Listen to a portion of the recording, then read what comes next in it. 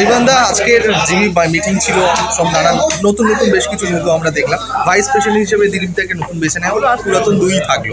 তুমি একটু ডিটেলটা বলো যে কিভাবে কি হলো।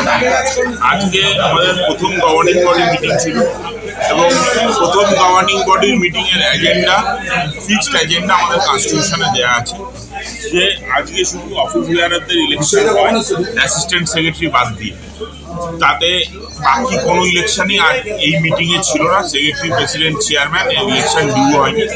আজকে শুধু ভাইস প্রেসিডেন্টের ইলেকশনটা ডিউ ছিল এবং সেই ইলেকশনটা আপনারা দেখেছেন সুন্দরভাবে সম্পূর্ণ হয়েছে।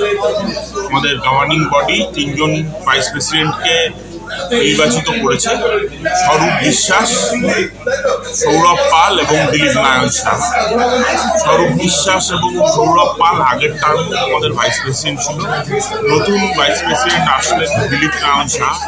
দীর্ঘদিন ময়দানের মানুষ, ক্লাব চালান, ক্লাব করেন, আইএফের সাথে সবসময় থাকেন এবং আমার মনে হয় ওনার আশাটা একটা খুব ইতিবাচক দিক।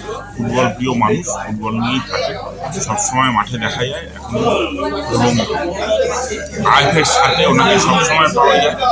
এক কথায় সে ন্যাশনাল গেমস হোক, সন্তোষ ট্রফি হোক, সব জায়গায় দৌড়ে উনি চলে যান। আমার মনে হয় এই সম্মানটা ওনার দীর্ঘদিন প্রাপ্য ছিল।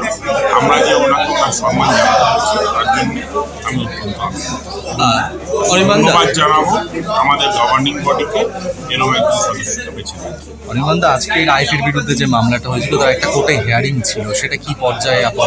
হিয়ারিং হয় মানে কি পরিস্থিতি, কি পর্যায়ে? গুরুত্ব বুঝে সেই হিসেবে আজকের মামলা